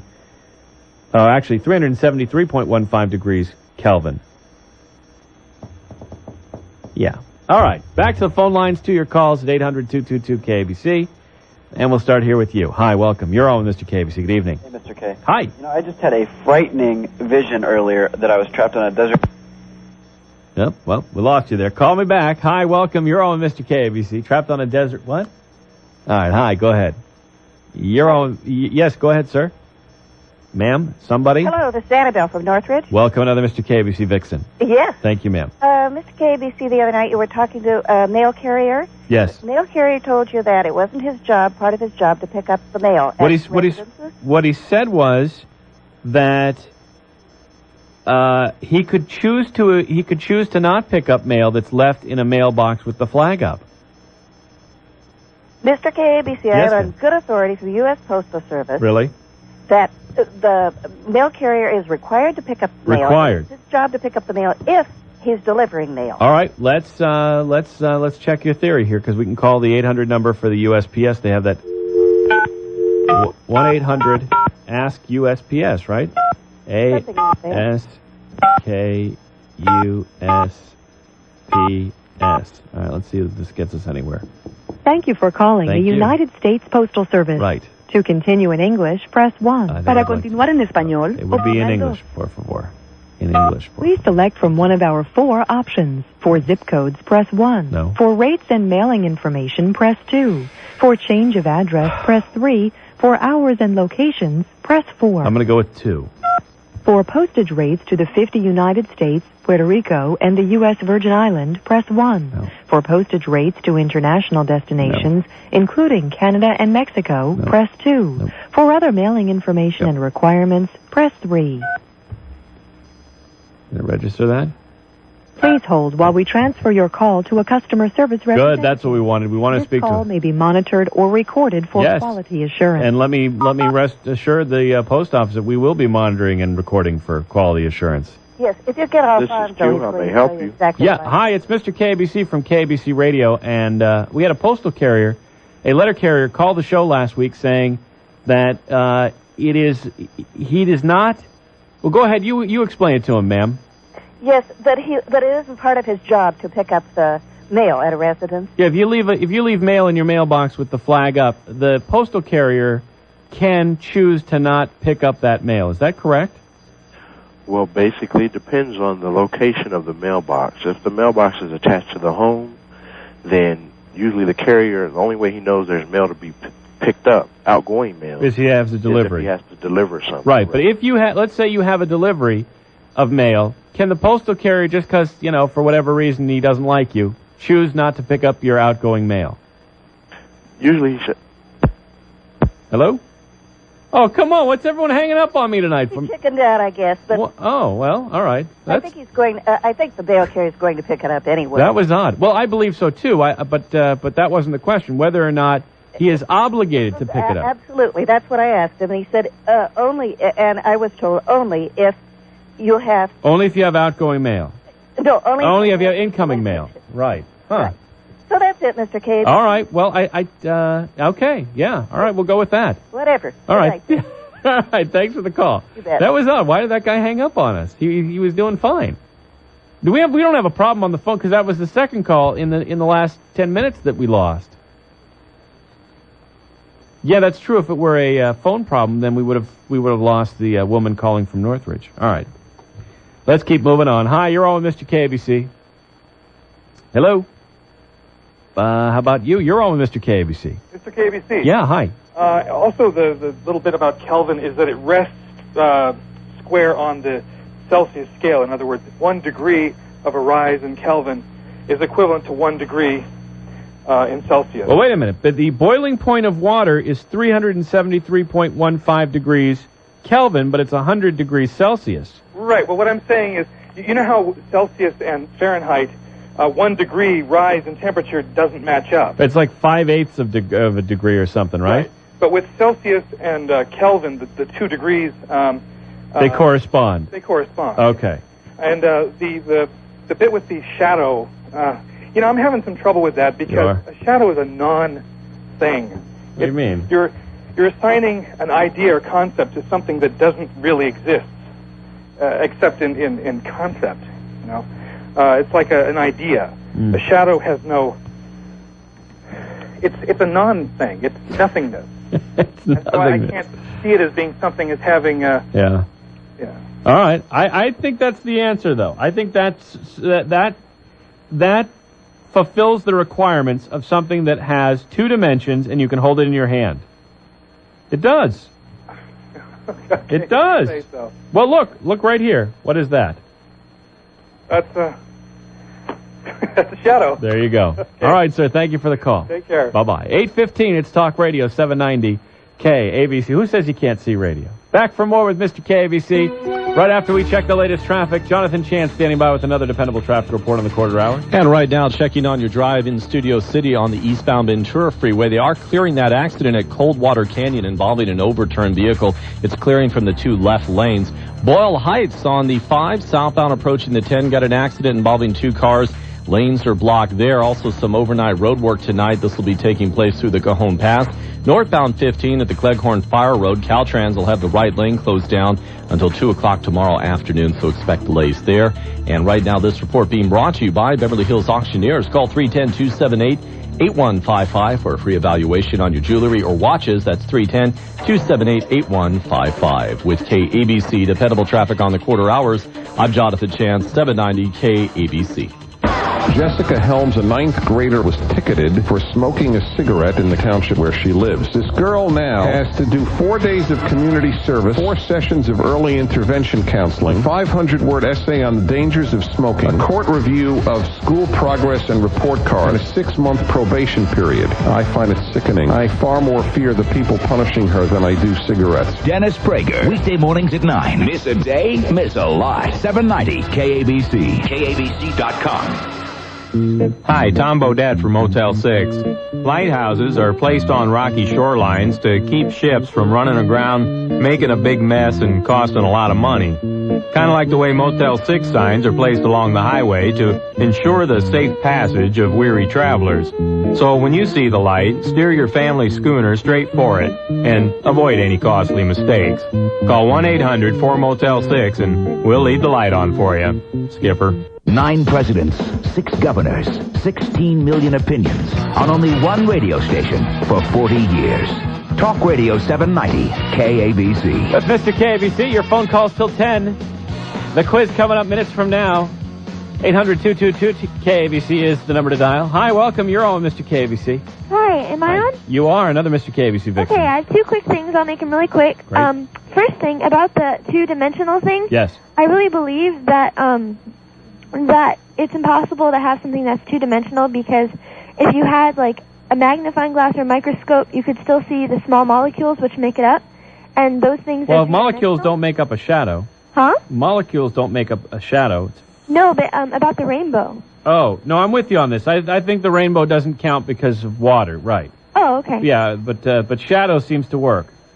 Yeah, and there's one more thing. Yep. About the person who called before about the TV thing and about how he doesn't like TV and stuff. Yes. And about how people are rude these days in Yes. customer service. Well, Yes. I've noticed, and I'm only 13 calling from Los Angeles. Oh, okay. I've noticed that people actually are extremely rude in customer service these days. I agree with him on that, but I don't quite agree with him on the TV issue because I think that there's a lot of informational things on What do you like on TV? What's your favorite show? Well, actually, I like Charmed, but there's also a lot of important things. Charmed is on the WB, right? Huh? Charmed is on the WB. Yeah, I love that show, but there's a lot of interesting stuff on Is TV. that coming back? Is Charmed? I think Charmed is coming back for fall. Yeah, it is. Yeah. And it changed to Thursday, and they thought it wouldn't work out, but it is. I haven't good. been able to see it, though. What's the Charmed is the one with the woman who used to be on Beverly Hills 90210. What's her name? Shannon Doherty? Shannon Doherty, right. Yeah. Is that good? Yeah. Well, it's obviously your favorite show, but what is the premise of the show? The premise of the show, it's about three witches, but they're not bad. They're about like helping people and stuff, but it's like they're always getting like caught and stuff. But it's a really good show. I They're love it. witches that are touched by angels. Yeah. Yeah. Actually, one angel who's in love with one of the witches. His name is Leo. Uh-huh. I think they're trying to follow like the Leonardo DiCaprio thing. Uh-huh. But it's a really, really nice show. But I disagree with the guy on the TV thing, but there are some things that do waste your time. Like I'm Grounded, sort of. And I think that when you're not watching TV, you really realize how many things you really need to catch up on. Uh-huh. And so, yeah. I'm sorry to waste your time. You didn't waste my time at all. I appreciate the call, even though... And I love your show. It's great. And Thank you. Even though the show is not for kids, and I usually don't accept kid calls, but It's not for kids? you snuck through. No. Why? Show's for adults only. Why? Because we have adult conversation on this program. Oh, you do? I didn't Yeah. even know that. When was the last time you heard us talking about the show Charmed? Charmed? Never? Never, exactly. Oh. All right, but thanks for the call. Okay, thanks. Okay, bye-bye. Hi, welcome. You're on Mr. KBC. Hey, Mr. KBC, I know you do a lot of voiceover work, but can you dispel the rumor that you are not the voice of the Jack in the Box commercial? Listen, I have to do this every time this comes up, and it comes up it's coming up more recently again. I don't know why. Why? Because I've heard it 3 or 4 times in 1 week, and not on your radio show either. Who else is talking about me being Jack? All my friends. All right, here's what I can tell you. The guy who is Jack can't reveal that he's Jack. Okay. So here's what I can tell you. I am not Jack. Okay. All right? Okay, it is an urban legend. You know that, don't you? Is that right? Yes, it is. It's gaining mythic proportions? Big time. All right, sir. All righty. Thanks for the call. Bye-bye. Bye-bye. Hi, welcome. You're on with Mr. KABC. Yeah, I was trying to tell you earlier, I had this dream that I was trapped on a desert island with Matthew Lesko and the Sears siding guy. Matthew Lesko's been, the Sears siding guy never hanged with Mr. KABC. I think you should have him hang with you. But Matthew Lesko's been on the show. He's great. I know, I missed that. He's a firecracker. Yeah, he's fun. Sounds really interesting. Yeah. I'll get him back. I'm almost like tempted to buy the tapes. But Well, have you ever seen him? He doesn't sell tapes. It's usually books. it's books, but he also has an audio thing, I think. He does? Yeah, I think he's got all kind of guys. Multimedia. He's an extravaganza. Right. Yeah, he used to do. Where I first saw him he was a frequent guest on Letterman. Yeah, I think I remember seeing him on. He's got big blue glasses, and he's just kind of wild. His arms are. He's a thin, really tall, tall, wiry. lanky, and lanky guy. Exactly. Wears an outlandish big suit that's way too big for him. Right. Kind of like David Byrne. Yes. Well, anyway, but that's not David really... Byrne from the Talking Heads. Exactly. That's right. Yeah. That's right. But the real where are the Talking Heads? When was the last time they had a hit? David Byrne had a solo album, I think, last year or 2 years ago. Oh, that must have been good. And I missed it, but I don't know where the rest of them are. But the reason I called was because of the nitroglycerin question. Yes. It's not the same stuff. No, it is. No, it's not. All you have to do is look at a physician's desk reference, a PDR. Uh-huh. Or I bet even Cecil Adams would have it on his site. Uh-huh. The reason it has to be packaged carefully is because it's very light sensitive, and that's why the bottles are the bottles are brown glass bottles, so that natural light will not degrade the medication. I agree with those qualifications, but I don't agree that it's not the same stuff because it is. Well, I remember reading a few years back that it's a misnomer, and I think around the turn of the century when the medication was developed, for some reason the compounds are very similar in name, and I think there was a translation problem from German to English or something, and and it just kind of stuck. But in fact, it is not the same thing. I wish I had more documentation. I wish you did too, but I appreciate the call. I will look into it and get back to you. Do that. Thanks for the call. Appreciate it. Bye-bye. Hi, welcome. You're on Mr. KABC. Mr. KABC. Yes, sir. Shadow has 3 dimensions. It extends from your hand all the way up to the object that's blocking the light. Oh, that's interesting. Yeah, that's kind of an interesting way to look at a shadow, isn't it? Not your 2-dimensional object. All right. Well, what is? Haven't figured that one out yet. All right, sir. Thanks for the call. Thank you. All right, bye-bye. Hi, welcome. You're on Mr. KABC. Hey, Mr. K. It's a good qualification that it extends from your palm to your, All right, go ahead, sir. Well, I just was going to call and agree with that guy who, although it was kind of creepy the way he said repeatedly, he kept saying CYA. But I agree with him about the customer service. As a matter of fact, I'm having my phone. You know, everyone always complains about customer service, but I wonder if you grew up 50 years ago, if there were people complaining about customer service then. I have a feeling there were. You know, at the 5 and dime, boy, that old man at the 5 and dime behind the register there, he's a cantankerous old coot, and he sure doesn't know how to give good customer service. Well, I think you were right what you said earlier because it's a big city. But at the same time, if you live in a smaller city, and I have, you don't have the anonymity that you have in this town, and you can't be real snotty to people because you'll run into them somewhere, or That's they'll a good know point. someone you know. That's a good point. But like I'm having my phone, my landline phone, if you will. Yeah. This company, these people were so terrible to me on the phone, I couldn't believe it, and they were just rude. And the phone company? Yeah. Yeah. So what I'm doing... Because they have a monopoly. So's the cable company's rude, too, because they have a monopoly. But the lady said to me, she said, "Sir, you have no other option. We're the only landline phone company you can use." They're right. Well, what about cellular? Yeah, but who is that what you're doing now? You got rid of your landline, you're only having a cellular phone? That's what I'm thinking about. Well, yeah, I know. But you're thinking about it, but when the reality of the phone bill hits you... Yeah, but I can get it. I mean, I know they offer for $50 a month. I don't use a phone that much at all in the evening. Yeah. And it's almost like... I just don't see any benefit of keeping it anymore, especially why should I give them... You can do it. I know that's one of the things that AT&T advertises, that this PCS phone could be your only phone. Well, not mine. I mean, I still need access to the Internet, and the only way I can do that now is through a second phone line. And well, but see, if I didn't get Internet connection through the phone line, couldn't I do it through a satellite? You could, but that's right now only one way. Yeah. So you still need a phone line to get your data out, to send the requests for the stream to bring data to you. But I tell you, the one utility that I think has great customer service, they're always friendly, is the gas company. Absolutely. And you know what? Very efficient. Very efficient. And if you've got a problem, they're out. Yeah. And the guys that come, they don't take tips. They always have a smile. They're always they're always friendly. And they'll fix stuff.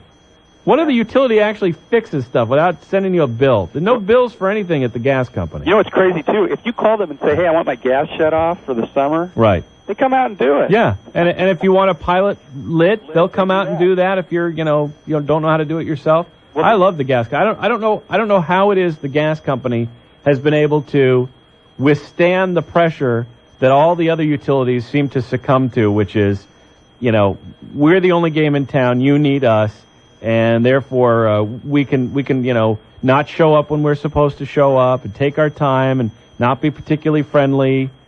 You know what I mean? Well, can I tell you this one thing? It's the main reason I called. About 3 months ago, I told you I was kind of wondering what this big campaign was. I kept seeing all these posters and bus stop billboards and things about celebrate a world of difference with DWP. Do you remember this? No.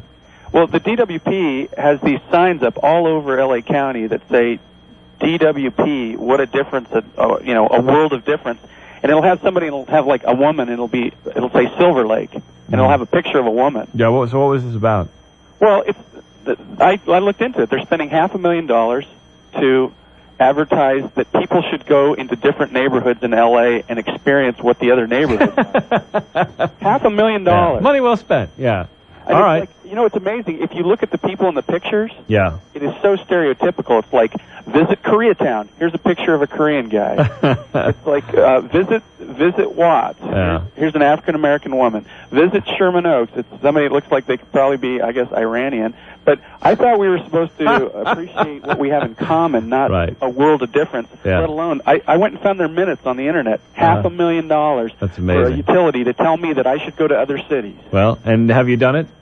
Oh, I do it without them telling me to do it. All right. I appreciate the call. It's a point well taken. Okay. All right. I love the show. Thank you. Thank you. Bye-bye. Here's tonight's Mr. KBC 3 quiz questions. The answer's coming up right after the news. Question number 1. As president, Clinton has been to every of the 50 states except one.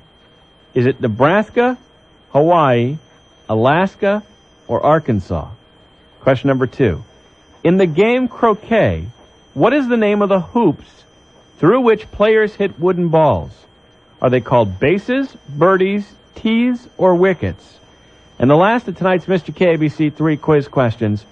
Historians believe that when I returned to Italy from the Far East in 1295, I brought the recipe for ice cream. Who am I? The answers to these 3 questions and more of your phone calls are coming up right after we check the latest news. With local news first, here's Fontaine J. Marcy. Cops have now confirmed that an explosion and fire at a 2-story apartment building in Huntington Park today was the result of a meth lab that blew up. One man was seriously injured. Reclusive rock musician Axl Rose called the cops last night saying someone was trying to enter his Malibu home. Deputy Rick Martinez says indeed a chick was found wandering the property. Deputies responded, contacted 39-year-old Karen McNeil, determined that she was stalking Axl Rose, and arrested her. She was booked in lieu of $150,000 bail. An investigation revealed McNeil had restraining orders in several previous stalking cases. And 2 suspects are in custody related to an Alabama church bombing that took place nearly 40 years ago. Thomas Blanton Jr. and Bobby Cherry surrendered to authorities today after a grand jury returned indictments against them for the 1963 blast that killed 4 young black girls in Birmingham.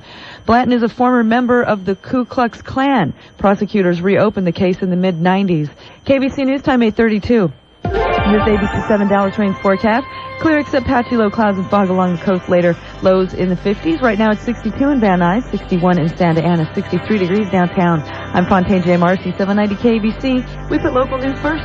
Experts.com or call 800-571-9333. You have everything to gain. Where Southern California talks. 790 KABC. 8:36, 24 minutes before the hour of 9. It is Mr. KABC here every weeknight from 7 to 10. And we'll answer tonight's Mr. KABC quiz questions in just a second. But I had to call my buddy Dr. Steve, who is a physician, just to make sure I was right about this, that nitroglycerin, the kind that heart patients get, is the same stuff that, blows up buildings. And I'm right about this, right, Steve? Well, yes, basically, yes. The only difference is that the kind of nitroglycerin that you use sublingually or underneath your tongue has some inert compounds in it that reduce the volatility, so obviously there's no explosion. Right. And it's a very small, the pills are little tiny things. They're like 0.4 of a milligram or something, right? Yes, they're exactly 0.4 of a milligram, and they're very, very tiny. Yeah, and but they have to be kept in special containers. They're usually, aren't they metal or something? No, actually the containers are glass, but they are very dark in color, because nitroglycerin will decompose when it's exposed to sunlight. That's what a caller said. He mentioned that as well. All right, well, thanks for confirming it. But it's the same stuff. Nitroglycerin is nitroglycerin. That's right. Yeah. All right. And you never seen anyone explode from taking too much, or? Not yet. Someone coming into the ER, kaboom? Never seen one in the emergency room explode yet from nitroglycerin use. And is it still widely prescribed, or is it kind of there's other drugs that have taken its place? Oh, no, it's very widely prescribed. There are other medications called calcium channel blockers that do, in essence, what nitroglycerin does. The beauty of nitroglycerin is that it acts immediately because it's absorbed beneath the tongue. Right. So if you have a patient that's having chest pain, can grab a nitro and pop it into the tongue and get immediate relief instead of waiting 20, 30 minutes for a different type of medication to absorb. And what kind of problems would mean that you'd give someone nitroglycerin? It's for what? For heart, not for heart palpitations, but for angina primarily. For chest pain. Right, for chest pain, for coronary artery disease. Patients that have had heart attacks in the past and obviously have impairment of blood flow through the coronary arteries. Yeah. You want to keep those arteries dilated. And oftentimes what will happen is they'll develop a spasm in the artery, that will diminish the amount of blood flow to the muscle. So is that what if you're having a heart attack, you go to the ER, is that what they do? Is they throw one of those down your tongue? Actually, they put it underneath your tongue, yes. Really? Yes. Huh. That's assuming your blood pressure is stable, because one of the side effects of nitroglycerin is it also dilates the rest of the vessels in your body. Mm-hmm. And if you already have low blood pressure, it can make it lower. So you have to pretty much have a normal blood pressure in order to use nitroglycerin. All right, Dr. Steve, thanks for coming on. You're more welcome. Appreciate it. Bye-bye. Talk to you later. Actually, we're going driving tomorrow, Steve and I. Going testing Chryslers and Jeep cars. They're doing this big thing. Anyway, that's tomorrow. All right, see you, Dr. Steve. Bye-bye. All right, bye-bye. Back to the phone lines. Let's start with you. Are you ready for tonight's Mr. KBC quiz? I think I'm ready. All right, 3 quiz questions. You get them right, you get a copy of the Who Wants to Be a Millionaire CD-ROM Volume 2. Okay, let's try Alaska, Wicket, Marco Polo. You know what? You're right on 2 of the 3. You're wrong on 1. I think I'm right on the last 2, so it's probably a trick question. It's not a trick question. It's not. No, and the Mr. KBC quiz is never a trick question. All right, let me give you the question again. All right. Okay. Because you're dangerously close to getting all 3 correct. As president, Clinton has been to every of the 50 states except 1. Is it Nebraska, Hawaii, Alaska, or Arkansas? I know he's been to Hawaii. I can't imagine he hadn't been to Arkansas, so Nebraska. He's right. You got all 3 correct. Yeah, that's right. And the second question is in the game of croquet. What is the name of the hoops? And that's a wicket. Is a wicket. And historians believe that when I returned to Italy from the Far East in 1295, I brought the recipe for ice cream. Who am I? Marco Polo is correct. Very nicely done on a car phone even. Yeah. Congratulations. You've won the 2nd edition CD-ROM of Who Wants to Be a Millionaire. Well, hang on the line and listen to KABC Sunday nights at 9, where you can play along with the television broadcast of Who Wants to Be a Millionaire. That's great. Guy got him. Boy, that knocked him out of the ballpark fast. All right, back to the phone lines. We'll start here with you. Hi, welcome. You're on, Mr. KBC. Mr. KBC, didn't you give him 2 tries on that question? That wasn't exactly fair. Well, no, I didn't give him... Yeah. Hang on. What I said was one of the questions, the answer is incorrect. Then you read him the exact question that it wasn't. No, because he said I'm confident that my answer for the last 2 are correct, and he was right. But then you reread him the one question that he had wrong instead of going on to the other people. Because he knew that was the one that was wrong. Yeah, that doesn't jive. Well, what can I tell you? You can try again tomorrow. I had them circled here on a piece of paper. I wrote them down. I even got on the web. Play again tomorrow, sir. Hey, 2 dimensions. Yes. My guess would be Kathy Lee Gifford. All right, sir. Thank you for the call. All right, bye-bye. Hi, welcome. You're on Mr. KABC. Good evening. Mr. K. Yeah. Okay, now, I don't know about the answers. I had my daughter do everything, and I said, I'm going to bet him $5. I get them all right. Right. She said, Dad, don't do it. Uh-huh. So here's my answers. Yes. Well, we already answered the quiz questions. But I haven't listened to them, so I don't know them. Do you want to make a $5 bet? Do I want to bet you $5? Yes. No, I have no interest in betting you $5. Okay, well, here's what my answers were. I don't know if they're right or wrong. All right. I think I'm right. Go ahead. Alaska, nope. Wicket, You're already Thomas wrong. Edison. You're already wrong. You're on two of your answers are wrong. You owe me $5. The chain man owes you $5? Yep. Hi, welcome. You're on Mr. KABC. Good evening. Hi. Hi, another Mr. KABC Vixen. Actually, I'm a hussy before a vixen. Cool. You know, I'll tell you, the only reason that I called in is that there's so much talk about customer service, and it's such a hot topic right now, no matter where you look in business magazines.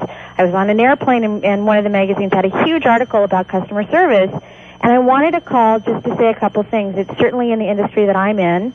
A lot of companies are spending buku bucks for customer service. They hire mystery shopping companies where they send normal people into their stores. Yeah, I love this idea. Yeah, to evaluate the service. It's a huge business, and one of the reasons why I wanted to call is that they're spending a lot of money to know what people think. So for the many people that called to talk about it on your show, for the articles that are written, whether they're talking in the market to the person behind them, this is the time to call these companies and give your point of view about what you want to see. Yeah, I don't think we do that enough. And frequently, even if you get bad service, you still tend to do business with those companies that give you bad service because for whatever reason, they have a product that you need. Right, absolutely. And hey, everybody out there, call them. I'll tell you what I did. What you want. I went to a restaurant. In fact, we were with Dr. Steve and his wife and daughter. Yeah. And this was Mother's Day. This was Sunday night.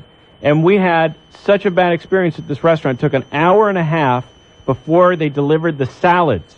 Okay, we hadn't even had the main course yet. An hour and a half. And we just said, this is unacceptable. And we got up and we walked out. And I tell you something, it's the first time I've ever done it. It was at a very expensive, it's the most expensive restaurant in the area in which I live. Steaks are $30 at this place, and that's a la carte. So, you know, the steaks are $30 and the salad is another $7. Before you're done, it's a $60 or $70 per person meal. Yeah. And I felt very uncomfortable doing it, but it was absolutely the right thing. And we, you know, I said something to the waiter a couple times. I said, you know, this wait is, you know, becoming objectionable and inexcusable, and he didn't say he was sorry, but he said he agreed with me. And that was it? Well, and we got up and we walked out. You know, we said we're not waiting any longer. Yeah. And he said, well, let me talk to the manager. And he said the manager said, you know, with the drinks and the hors d'oeuvres, they were comped.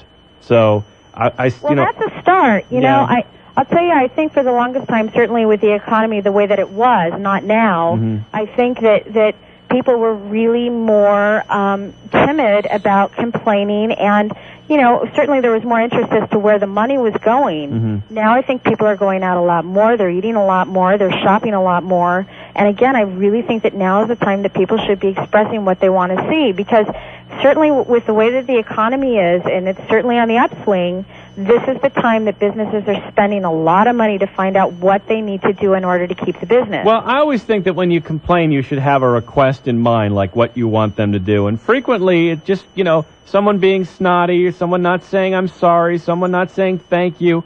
I mean, what do you get for, you know, having them reprimanded, even if they do get reprimanded, which is, you know, unlikely because of the climate in which we live now, the economic times. These companies are desperate for employees, and they're willing to take people who have, you know, less than graceful public communication skills. Yeah. Well, you know what's interesting is that I run a call center for several major fast food restaurants, and I can only tell you from the calls that come in, and we're getting 7,000 calls a month. Yeah, what do you do? So someone calls up and says, I went to the drive-through at Taco Bell. Right. And I ordered this, and this, and I got home, and they didn't put in the side sour cream, they didn't put the pintos and cheese in. What are you going to do for me? Well, I'll tell you, there's two things, and the most important thing is that, you know, first of all, let me just tell you what we say. We're really sorry that the problem happened. It's certainly not what I would want if I went to this restaurant.